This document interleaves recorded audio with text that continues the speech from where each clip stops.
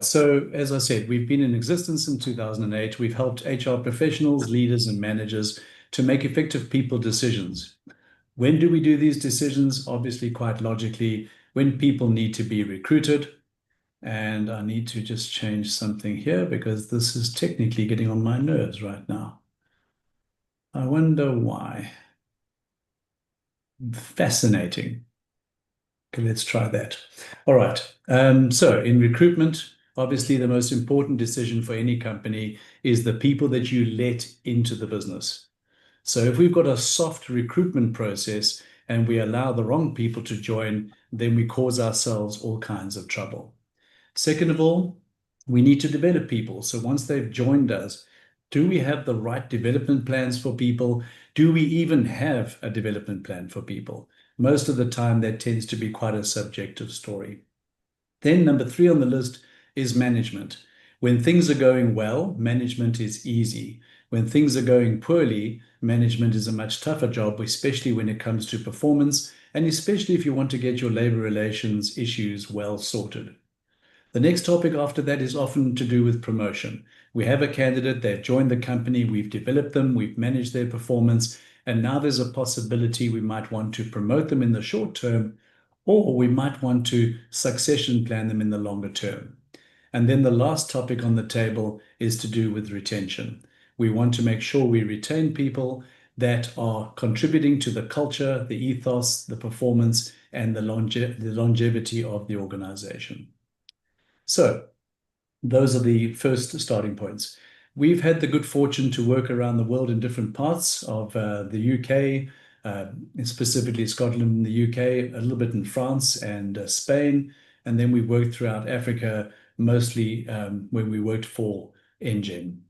So we've enjoyed that, and it's taught us a lot because when you work in different countries, you realize that each country has its own culture, has its own way of working, and you discover all kinds of things that are not true in your country, and that, to my mind, makes you a better consultant. We've also worked with companies across the spectrum, smaller companies, corporate companies, and middle-sized companies. And we don't specialize in any particular type of company. So we don't work by sector, we don't work by size. Basically, we work with passionate managers who care about the people part of their businesses. So on with the topic. Our topic today, and I'm pleased to see that about 12 or 13 or 14 of you are HR professionals. You're in the recruitment space and some of you in the HR space. That's great to see you on board. There's a fairly good chance that you could lecture me and Liezel about your experiences and what you've learned in the recruitment world. So For please sure. do ask questions, do speak to us, and we will share as much as we can. But doesn't have to be a one-way conversation. This can be a contribution from your side as well. So the power of an effective recruitment brief is the technical topic. Let's get to business. So why does the brief matter? Why do we worry about the brief? Why don't we just simply say to the HR person, find somebody with a BCom and 10 years of experience in engineering? And then why don't we just let them get on with it so that they can get out of our space and we can move on? Well, there are a multitude of reasons. So the first one is about admin versus strategy. Is it an admin issue to produce a job description? Is it an admin issue to work with someone to say, what I'm really needing from this job is X or Y or Z? Or is it strategic? And as a line manager, as a hiring manager, as a recruiter, as an HR professional, you should be helping the organization to find the best people that suit the culture, that will perform, and that bring a fantastic track record to the organization. So definitely strategic and not administrative. Then number two, clarity is such an important issue. You want to reduce the guesswork. We've been in so many assignments where we were given a brief which we thought was complete, and then halfway through the hiring process, you discover that the client isn't really keen on this kind of person or that kind of person. And so now you're getting into a rework cycle. For those of you in recruitment, you know the pain of that process. For those of you in line management who are trying to hire the best people, do not skip on the brief. It is a very important issue. Then see it more as an upfront investment. Why do we say that? A lot of the time, people are under pressure to hire somebody. Someone got fired, someone's left the company, and so they need to replace the person as quickly as possible. So, what do? We brief the recruiter in 2 seconds flat, and we say, go, go, go, go, get us people tomorrow. That's fine because sometimes you find good people quickly. Unfortunately, a lot of the time you're going to find the wrong candidates quickly, and the good candidate that's out there takes a little longer to find. So spend the upfront investment, which saves time for everybody involved and gives you the best talent early on.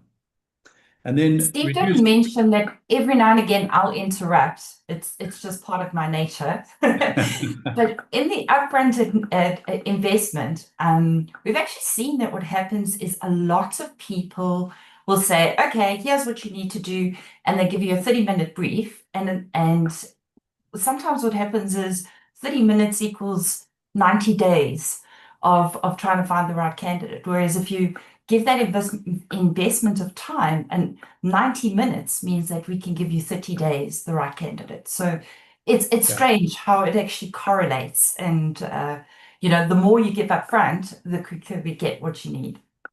yeah. Yeah, Liesel is known for being very shy and reserved, so we do allow her to pop up in meetings because she always does anyway. But no, your comments are welcome, Liesel. Thank you. And also anybody else who would like to add a specific point to something, please feel free. All right. Moving on to quality and alignment. Oh, sorry, I didn't cover reduced risk. So in terms of risk, what we're trying to avoid is that bad fit.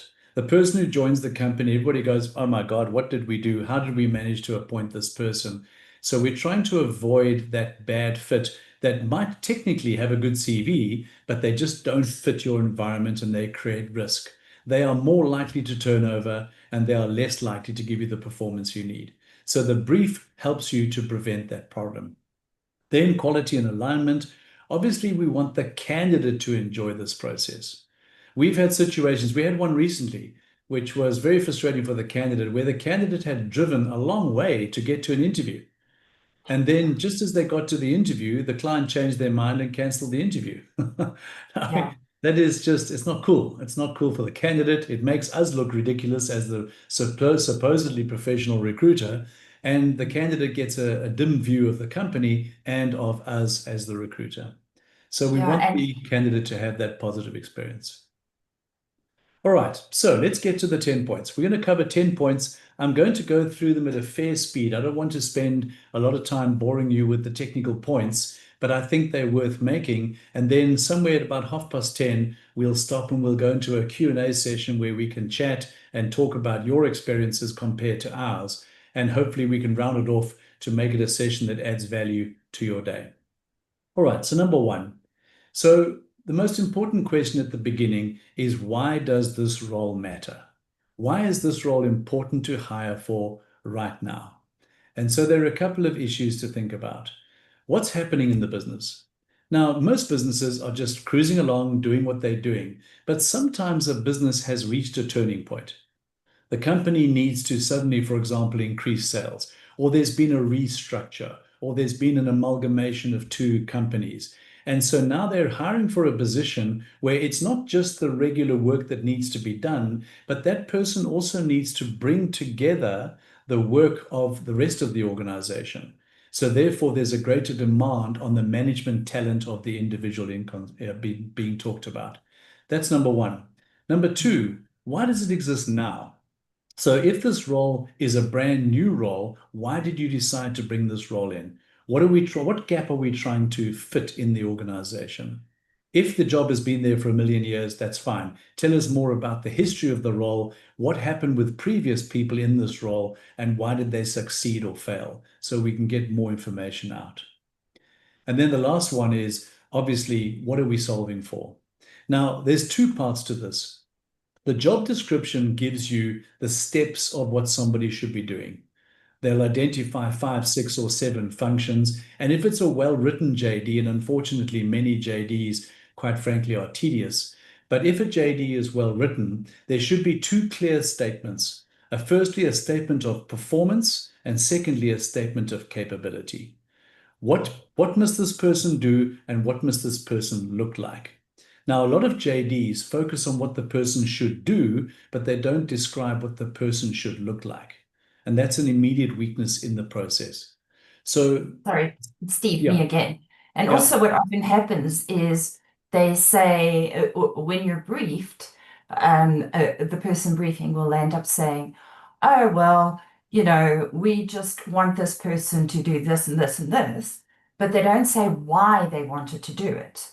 So, for example, "Oh, we want an accountant, that can, manage our books," but they haven't said the reason we need this is because the problem we're trying to solve is that we actually don't have somebody that does the books.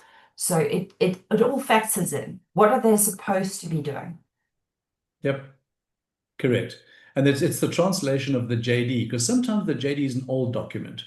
And so things have changed, the organization has changed, and a new manager who might be a little bit lazy on looking at the JD might hand it over saying, here's the JD, you wanted a JD. But the JD doesn't address the current situation. So, what problem are we solving for is all part of that first question of business context. Yeah. Moving on to number two, the real purpose of the role. So this is the mission beyond the JD. So once we've got a JD and we've confirmed it makes sense, it's a well-written JD, we might have revised the JD, we might have had a few conversations with people in the business to make sure we understand it, but then we need to look at what actually needs to be achieved. Now this may sound a bit doff because it might sound like the JD should have described that, but I'll give you an example. We have a client where sales are a challenge, and the organization has suffered from some people moving out and from the market becoming more competitive. And at the same time, there's been a bit of a dip in that area of their business. So there's a triple whammy which is affecting the sales. So when they hire for a sales manager, it's not just please manage the salespeople and produce the targets. It's also think about how we tackle this market at this time. There's an existential challenge to the business, and you, Mr. Sales Manager, need to have the capacity to be able to deal with that. Then, number two, what is the bigger mission the person will support? So now that same company I'm talking about, they have a mission to A, grow the business, but also sell the business. So at a point in the future, that organization will either be sold with management or without management. So what are we part of? How do we build this business to a point that it can be sold? And how does the sales manager get a benefit of that? Because obviously there's a danger that I'm saying, wait a minute, I'm building myself to an end result which is not good for me. So we have to build the bigger mission so that everyone's clear what's being achieved. So we do that because we want to add depth to your story, the client's story, so that the candidate gets a full picture and understands what they're getting into. Now, most recruiters offer some form of a guarantee. If we don't get this page right, then it means we have a good chance of high turnover. And then that kills our credibility as recruiters. Yeah. Number three, success markers and key outcomes. So, what does success look like in the short term? So, take, for example, a salesperson, a sales role. In the beginning of a salesperson's career, I'm not worried about their sales. I'm worried about their prospecting. I'm worried about their ability to get on the road and start visiting people, start writing proposals, start calling individuals, cold or warm, and start getting into the job. Learn about the company's products and services, learn about the culture. In 6 months' time, it's a different game. We move from leading to lagging KPIs, and we want to understand that this person is beginning to deliver in 6 months. And certainly by 12 months, they should be shooting the lights out. So that's important. The critical deliverables and their KPIs. A lot of the time, people are fairly okay to write down the deliverables. For example, you must define the sales budget and deliver the sales budget. But when it comes down to the KPI of what achievement looks like, is it 100% or 90% or 110%? What is overachievement? How do I know that I've done a really great job and that I deserve a bonus? What are the KPIs that determine performance?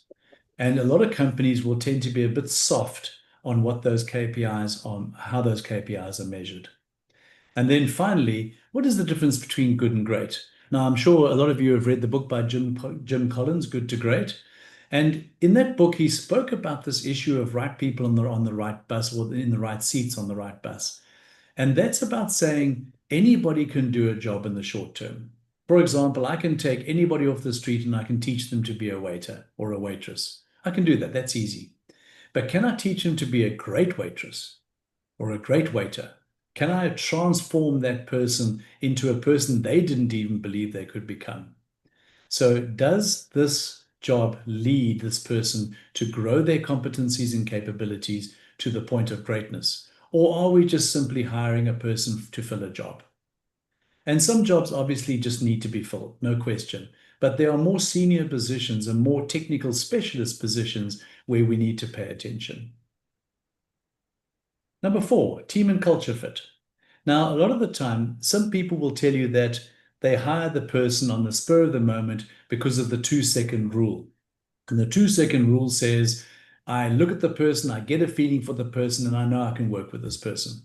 And that sounds beautiful, but it is 100% dependent on your personal skill. And some Yes. of us are not necessarily a hell of a good at doing that.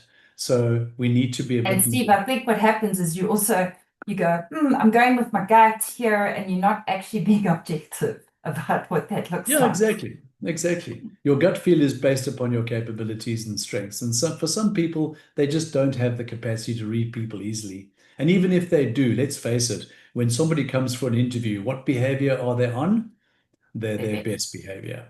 So if they are marginally psychopathic, they're going to be very sweet and nice that particular day. So we've got to ask questions. What leadership style will you work under? Will this person work under? Do I tend to be command and control? Am I more democratic? Am I more laissez-faire? What's my style as a manager? Then what are the team dynamics? Am I joining a small team of people who've known each other for 15 years? Or am I joining a team of new people where nobody knows each other? And in fact, we're building a brand new division, and we're not even sure if the division is going to be this same structure and size in the future. So what is the context that I'm moving into? And then in the past, from your past experience, who has thrived and struggled in this environment? Can you describe those people? What do they look like? I know that John, who joined us 5 years ago, he was fantastic. Unfortunately, he left us 3 years ago.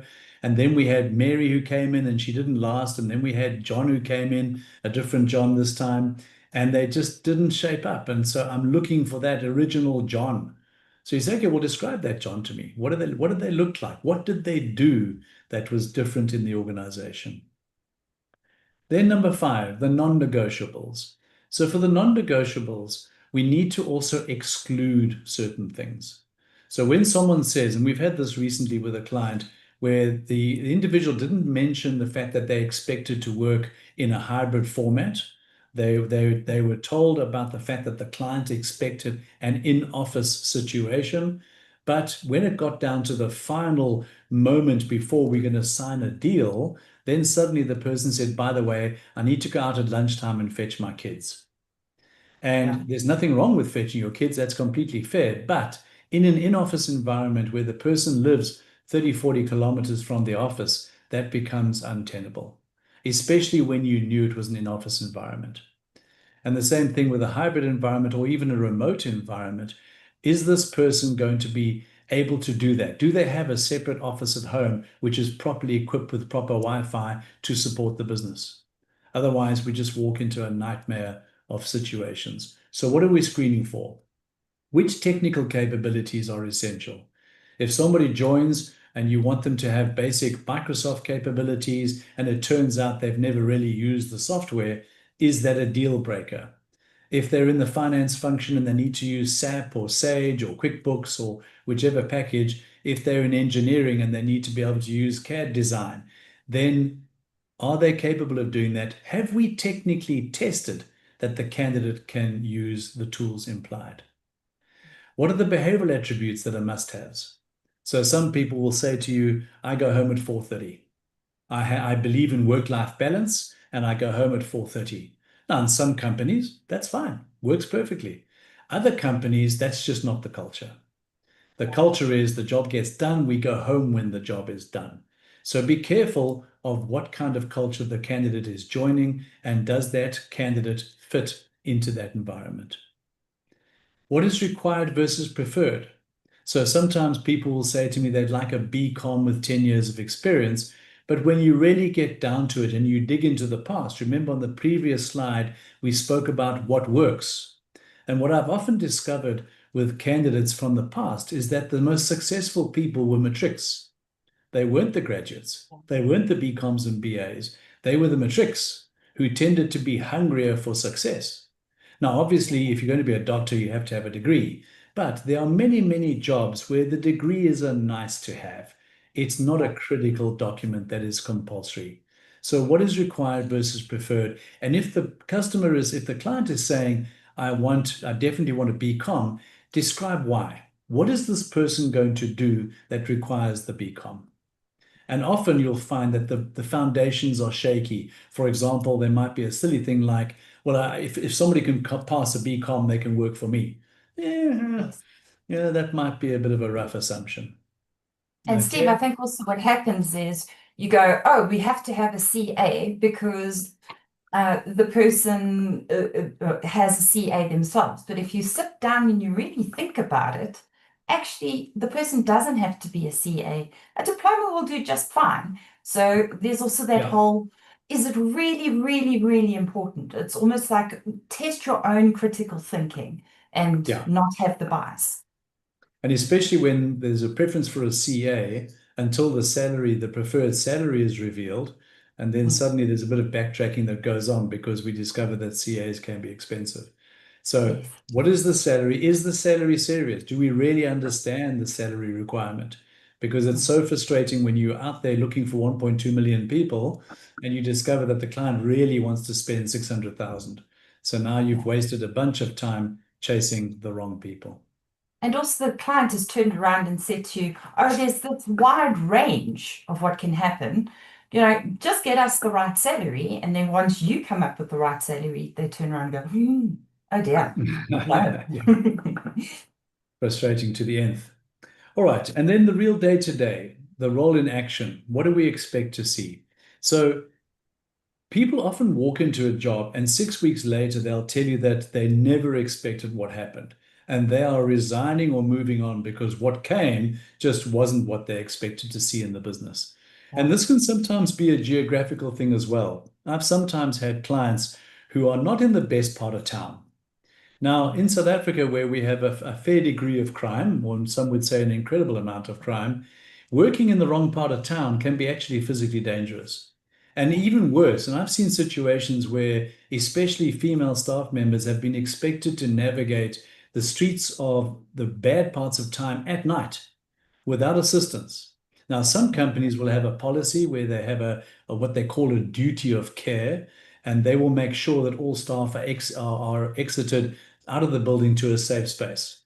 But Mm. there are other staff who just go, well, this is how the company works. And then we wait until one day somebody is badly assaulted or even murdered, and then suddenly we have to rethink it. But that is a moment too late. So, what does the typical week look like in the organization? What are the main challenges? When I join, what are you guys doing at the moment? Well, we're busy upgrading to SAP, and you're going to be in charge of that. Okay, right. Best I understand that SAP is going to be a big part of my life for the next 6 or 12 months. What are the priorities in the business? What are the realities? So, for example, if we join a company where sales are tough, revenue is down, cash flow is poor, and the outlook for the business is poor, and I'm joining this company, then I need to know what I'm taking on. And a lot of companies might hide that. They won't be prepared to talk about the reality of the business at that point in time. Yeah. And And then and once finally, again, Steve, sorry, if sure. you're not outlining that up front and you're just sort of phasing over it, when the person really gets there and you haven't aligned and really set expectation when the candidate Yep. gets there, if you haven't set these expectations, they're going like, I thought I was doing this, but actually it's a completely different job. Yeah, fundamentally. And then those people turn over and we're back to square one, which Yeah. is most frustrating for the client and frustrating for everybody involved. Cool. Number seven, the process.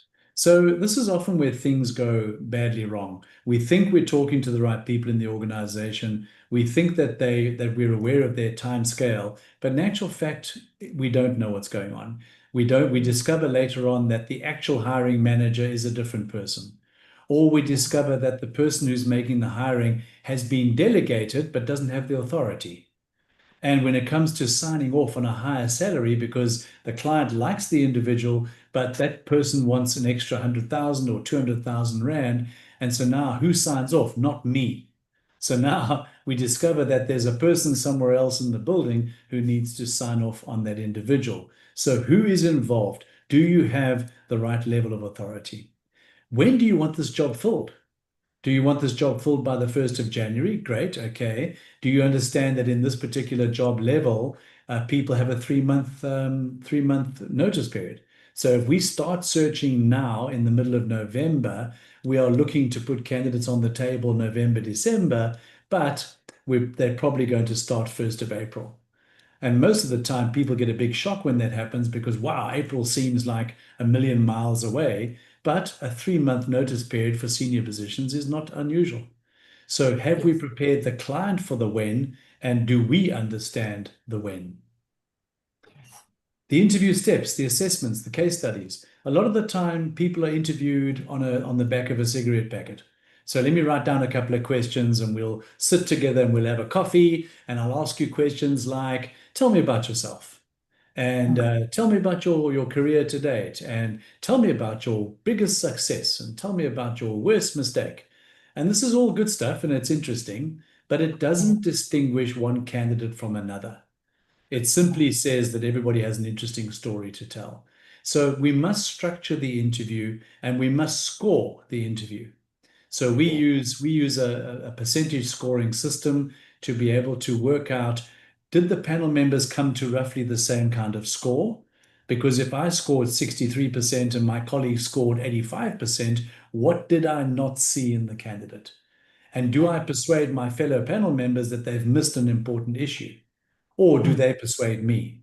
If we don't have a scoring mechanism, we can't have that discussion accurately. We can have the discussion, yeah, I thought they were nice, I thought they were a great candidate, but we can't have an accurate discussion. Most Yeah. importantly, if the interview happens and it goes well and we scored the candidate 85%, and then that candidate leaves 3 months later, what did we miss? What did Yeah. we not understand about the candidate? And let's include it in the scorecard next time we do it. Okay. And again, Um, Steve, I think the thing is also is if you can communicate, hey, our process is a 5-step process. You do this interview, then you do an assessment, post this assessment, you do a case study, then you do a role fit, and then you do your final interview with the chairperson. The candidate themselves knows that if I want to, consider this role, I'm going to have to go through 5 steps. Or, they're expecting 5 steps and you only do 2, their expectation goes, gee whiz, is this really a company who cares whether or not I'm coming? So there's 2 parts. The first part is how much investment the candidate has to put into this process. And the other part is so that, they don't get caught off guard and they're going, okay, well, now it's this, now it's that, and they feel like they're being messed around. Or, they used to, as a management consultant, going through a 5-step process, and all of a sudden they're only doing 2 interviews. So, yeah. yeah, agreed. And then things like case studies. A lot of companies don't have case studies. They don't have any way to measure the effectiveness of a person. And especially in customer-facing roles where there are presentations happening, it's essential to see how the candidate produces a presentation, how they produce the documentation around the presentation, and how they stand up and present themselves. I've seen people with incredible experience. One particular guy jumps to mind where he had international experience in Australia, Asia, and England, came back to South Africa. He was a South African, and he stood up to present on a case study at my client and fluffed it. And which Mm. was the most extraordinary experience to watch this person who looked very good on paper completely fluff it at the presentation stage. And for a senior executive, that just really isn't acceptable. So those are some of the things to think about. And then obviously the timelines we spoke about just now. Do we understand? Is the client on the same page as ourselves? Is the hiring manager comfortable that this job will be filled in April next year, not in December as they would prefer? And then finally, obviously, internal candidates. Now, we need to address this up front because what happens sometimes is that we start a recruitment exercise, and then halfway through the process, internal people discover this job and they apply for it. And because it's easy to hire internal people, suddenly we've done 6 weeks of work and the client hires an internal person. And that can be tremendously frustrating for candidates who are lined up as external candidates, for the recruiter who spent 6 weeks working, and for the company, it can be a bit embarrassing that you suddenly say, oh, don't worry, we found somebody. Because the question on the hiring manager's mind should have been, why didn't I notice this person internally before? Why am I only picking up this individual today? And so we need to look internally first to make sure that we've considered everybody that's relevant. All right, and then the sell, number 8. So why should this candidate join your business? What is it about your business that's interesting, exciting, challenging, amazing to join? And we work with a large client at the moment, and the candidates are often quite excited to join because it's a well-known brand, it's a well-known company, and so there's an excitement from the candidate. But not all companies have that exciting brand. Many companies are fairly unknown across the broader public. So therefore, I have to excite the candidate about the opportunity of joining the organization, either at this point in time, or because of these challenges, or because of the potential future of the company. You'll be joining this company as it grows to the next phase. So what makes it unique about working for the client? What do your employees love most? So tell us the stories, because when this person joins, they need to see those stories in action. They need to feel it and say, gosh, you told me about this, but I didn't realize it was this good. So this is really good in the organization. What's not so good? Obviously, the background to that is what's not so good. At the moment, we're battling with this change issue. For example, when companies go from hybrid or remote back to in office, that's a big culture shift. People have got used to, during COVID, they've got used to having that freedom of working from home, but the company has decided to go back to in office. And that can create resignations, culture changes, and frustration. So what am I walking into? What am I joining at your organization? Yeah.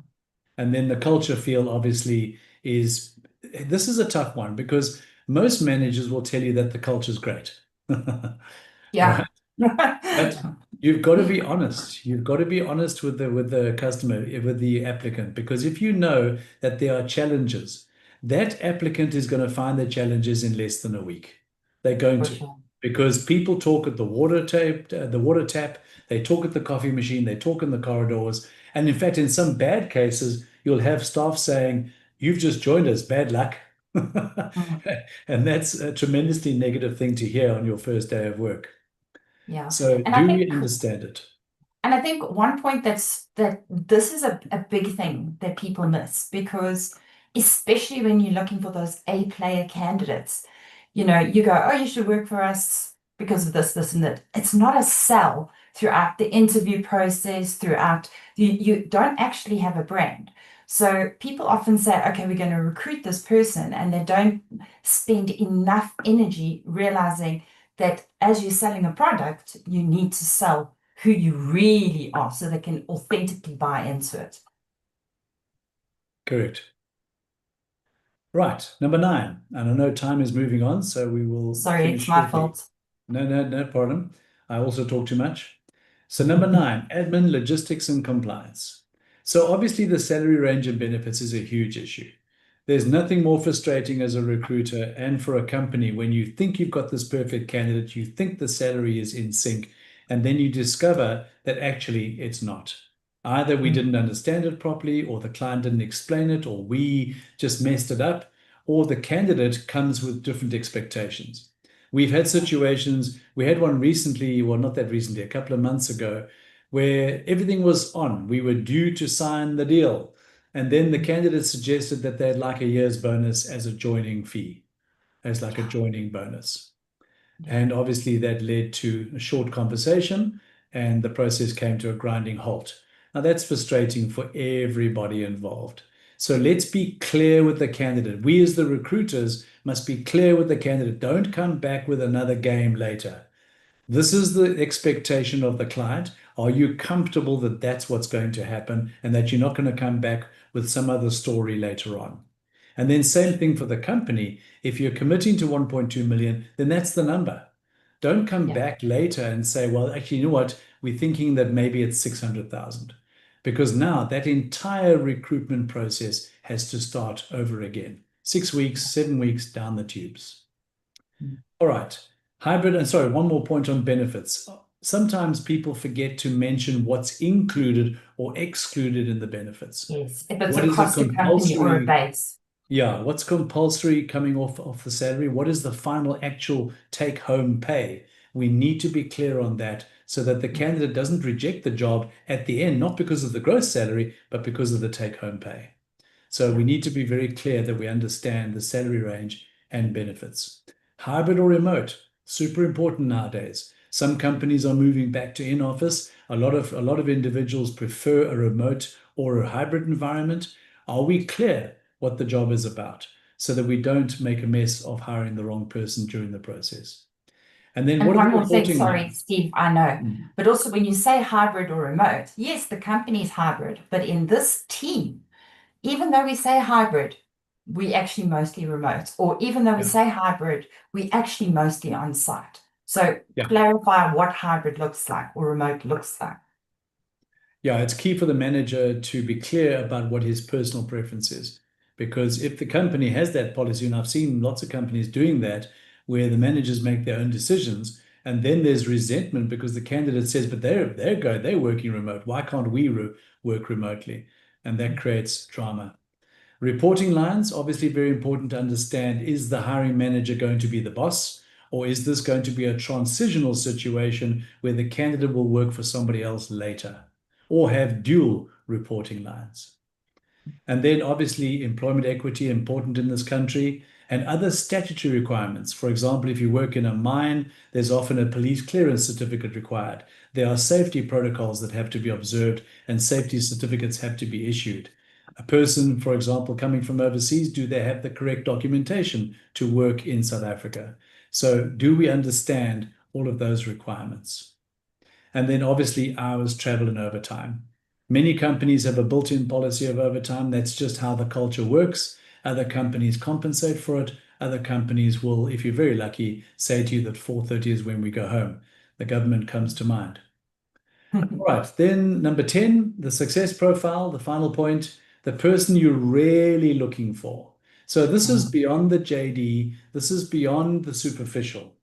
What are the competencies in the organization that will help you to be successful? So, for example, if you're expected to take on and help your colleagues with their work, then is that applicant aware of that's part of what the culture is, that we help each other, that nobody goes home until the team goes home? Do we have that culture? Sia Khaleesi has been a very good example of a guy who does that as a leader. That when we lost against Australia this year, the players were sort of walking dejectedly off the field, and he stopped them and said, get back on the field. We must congratulate the Australians. So just a reminder, guys, this is how this culture works, and you must work within that culture. What is the EQ requirement? Am I going to be a mushroom in an office by myself where I don't have to talk to other people, and that's what I want? Or am I looking for social interaction and my job doesn't enable that? So in my previous company, there were 10 of us in an office. In my new company, there's 2 people. And if I don't like that person, that's problematic. And what attitude must I bring to the business? Whenever I go to a government department, I always am flabbergasted by the attitude of the people serving the public. They're certainly not public servants. There's nothing public and nothing servant about them. But that attitude in private business is a super important issue. And then, do we have a benchmark of high performance? It's often interesting to me that companies don't have any assessment of the capability required, a benchmark of top performance. What does a top performer look like in this environment? Do we understand it? And then finally, red flags and deal breakers. What are the things that will make this a bad story quickly? So, for example, in the case I mentioned earlier, if you arrive at the company and then start telling me how you need to go and get your kids and how you've got a problem with the nanny and now you've got a problem with your husband or your wife or the kids or drama or grandparents, and now this is becoming a regular thing, in some companies that becomes a deal breaker really quickly. But it can be an expensive deal breaker because of obviously South African labor law and fair labor practice. So what are the deal breakers? Do we understand what they're about? So those are the 10 points. I hope I didn't belabor too many of those points in too much detail, but I'd love to get some feedback from anybody in the audience here who thinks we've missed something or would like to add a point that possibly I missed or that Liezel missed. I'm open to questions and suggestions. And Galen and Gerrit, you're on the screen, so please do talk away if you can. Yeah, the one thing that struck me from your presentation, Steve, and thank you very much for that, is like the first question: why does this role matter, and the purpose of the role? And for me, I tend to get into maybe more details at the different level, but this is what I will do between now and when maybe you and I speak again, is think about those two questions. Why does this role matter, and what is the real purpose of this role? Yeah. Yeah, it's often the case with the JD that the purpose statement is a bunch of waffle. So you can always see it because the purpose statement is a paragraph. And immediately you know it's a terrible purpose statement. And what happens is that they use cliches. It's the most annoying thing. People say stuff like, you as the manager must manage the organization and your department with efficiency and effectiveness and according to company protocols and guidelines within the laws of South Africa. And you go, oh, God, that just What does that mean? tells me nothing. Yeah. So what is the purpose? Give me 10 words, preferably 7 words. What is the purpose of this job? And remember, it's that old story. There was that famous quote. I can't remember who said it, was Einstein or Shakespeare or somebody who said, I'm sorry to write you a long letter. I didn't have time to write you a short letter. Why? Because a short letter takes more time to think. And it's the same thing with a job description. If somebody gives you 15 pages of a CV or 15 pages of a job description, they are not thinking about it accurately. And especially when a person who is 23 years old is giving me a CV of 15 pages, then I'm asking questions. Because I've seen CVs of very accomplished chief executives where the CV is 3/4 of a page. And on that page, the words, each word counts. So when you're writing a job description, purpose statement, and the function guidelines and the KPIs, be very succinct and clear about what you mean. Steve, I see there's how you mentioned from Dakala. Thank you, Dakala, for your question. You Yes. mentioned how a candidate looks like, and it should be included in the job description. Please clarify on that. So just repeat, please. Sorry, I didn't hear that properly. Sorry. You mentioned how a candidate looks like and that it should be included in the job description. Please Yes. clarify on that. Oh, sure, with pleasure. So we look at a couple of categories, and you start with the simple stuff that is less predictive, and you move to the stuff that is more predictive. So the first category I always start with is education. So the first part of capability is education and knowledge. So in other words, what do I know and what degrees, diplomas, certificates have I completed? And then what knowledge do I have? For example, a very important aspect of knowledge might be my knowledge of the Labor Relations Act or my knowledge of the NOSA safety regulations. So that's knowledge. It doesn't mean I can do anything. It just means I have knowledge and I have a qualification. Category number 2 is experience. Now, there are 3 kinds of experience. The first is sector experience. Do I come from this sector or an allied sector? Am I moving from mining to banking, or am I moving from mining to manufacturing, which is a bit closer, or am I moving from mining to mining production or the support of mining services? So that sector experience is important. The second type of experience is functional experience. So if I am asking for a job in sales, do I come from sales? So we have a client, for example, that requires people to have a technical basis for the sales job. If they can't do the work, they can't sell the work, right? Yeah. So we hire people who actually have limited experience in sales, but they're very good at using the products. So we have to teach them to sell first, and that means we need to anticipate their potential to sell. Okay. Then the third type of experience is the level of experience. So we often see, especially in small companies, where an accountant is appointed as a CFO. So in other words, we've missed the development track between accountant to controller to junior financial manager or financial controller to financial director or senior financial manager. And then eventually, after 10 years of good experience, maybe I get a look in as a CFO. But when you appoint a technical specialist as a generalist, you're looking for trouble without experience. Okay. And vice versa is also true. If you're a small company and you've found a hotshot person from a big company, be careful. The level of experience of that candidate coming from, let's say, FMB, for example, joining your 10-man company, you're looking for trouble because that person is expecting a certain level of support and infrastructure which you can't provide. Yeah. So that's experience, 3 types of experience. Then the next section is technical capability or technical competency. And the words aren't important, but you can work the category out. So technical competency would be stuff like the basics. Do I know how to use Microsoft Excel at an advanced level? Am I familiar with ChatGPT? Do I just go bang, bang and ask a question? That's me doing prompts on ChatGPT. Or do I need to be a prompt engineer? Do I need to understand how to use AI properly? So if that's And an even important part of the coders. job, best we test it before you join us. If it's important that you be able to drive a huge truck, well, then best we check you've got the license for the truck, and best we give you a driving test. Because if you're a South African driver, who knows? You'll never know what you're doing on the road. So the technical competencies, and they can be all kinds. You could have 10, you could have 3, you could have 50. It depends on the job. Then the fourth section is behavioral competency. So now we're asking the question, how are you expected to behave in order to succeed in this role? So for example, back to a simple sales role. In a sales role, I'm expected to act with confidence, to be good with working with people. I must be urgent and impatient to get the deal done. I mustn't be scared to ask for the order. I mustn't be sensitive to criticism. I mustn't be scared when somebody says no. I mustn't leave the deal on the table.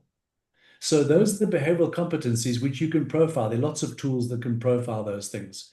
And so do we understand the behavioral competencies required? And now there's another section which depends on the level of the job, but there's a cognitive competency section as well. And what we're looking for there is that if I'm operating at a C-suite level or a senior management level, I need to be able to juggle cognitively, right? That's really important. So then we need to apply psychometric measures to make sure that we're hiring people at the right cognitive level. And then the last category is track record. What am I expecting to see in the track record? If I'm hiring salespeople, I'm expecting to see sales achievements. I'm expecting to see that this person was top salesman of the year for 3 years running. I met my budget for 5 years. If I'm hiring a doctor and I'm hiring a doctor for a crucial position in a hospital environment, I'm expecting to look at the track record to see that they've done their CPD points, that they've been developing themselves in the right specialties, that they've got hospital management experience. I'm looking for that track record that resonates with the job title. Does that answer that for you, DeCarlo? Yes, thank you. Awesome. Okay. Awesome. And if you want to, I'm happy to share an example of one of those documents, because then you can use the document the way we do it and just simply add your data into there so that you get a clearer picture of it. I like a JD, if at all possible, I like a JD to be 3 pages. The first page is the institutional information. and the things like who you report to and the reporting lines and hybrid and the location of the office and blah, blah, blah. Page 2 is the performance requirement, and page 3 is the capability requirement. And then if you're lucky, it's 3 pages. Obviously, sometimes you've got no choice to go further, but if I can, I try and make it 3 pages max. Excellent. Maury saying, yes, please, we'd love that. Okay. What we'll do is we'll send it. Yeah. Sorry, just last one. We'll send it tomorrow. If Nikita can make a note, we'll send a template tomorrow. Yes, cool. I see Emily also would love that document. Atang, I see we have an interview, Angel. How many interviews would a candidate need to go through in order for a recruiter to tick all the required boxes? What structure would be ideal? First interview, behavioral, technical, cultural, discuss non-negotiables, and final interview. This is quite an involved discussion, and it really does depend on the size of your business. And I realize we have quite a little bit of time left, thanks to me interrupting so much. Would anybody else want to know that, or shall I take it offline with the time? We could include a little spiel in that in the information we send out tomorrow, Liezel, and maybe set up, say, 3 scenarios of what you could expect at different levels. Absolutely. But the short answer, Atang, is it really depends on the role. So if all you need is a person who can file, basically you would interview the person, you would see if you like them, if they have a good sort of attitude, all those behavioral things, and then maybe can they file? Actually see, can they file paper? And you'd have assessments, thanks for that, Steve. You'd have assessments or something, but that might be a 2 or 3 interview stage. Whereas if you're asking somebody to be a management consultant and it's a very technical role, you would probably need quite a few people to make sure that this is the right fit. So it really depends on the complexity of the role and what you're expecting for the person. So some processes would be 5 sort of points of reference to make sure it's the right person, and others would probably only need a little bit of intervention. But we can get into the details if you'd like offline. I'm very happy to set up a quick conversation with you to understand your specific example that you look into and give you a little bit more detail. And of course, we can just do a quick flyer that we can add.